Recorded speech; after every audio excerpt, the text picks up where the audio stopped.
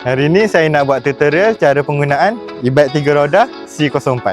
First kali, dekat sini kita ada tempat untuk on switch. Bila dah on switch, dekat meter ni ada indikator bateri dengan kelajuan. Di handle sebelah kanan kita ada brake depan, throttle, gear ke depan dan ke belakang dengan speed mode. Di handle sebelah kiri pula kita ada brake belakang, switch on off lampu, signal dan horn. E-bike ni juga didatangkan dengan brake kaki. Untuk model ni juga kita ada baby seat dan tempat pemegang.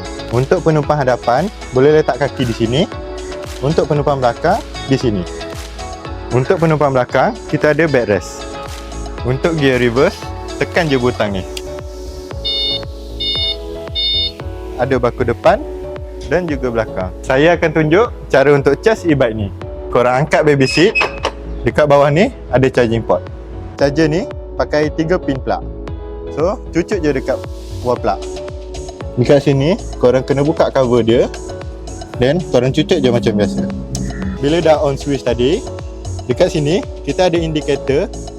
Bila tengah charging, dia akan merah. Bila full charge, dia hijau. Itu saja untuk video tutorial kali ni. Jumpa lagi. Bye-bye.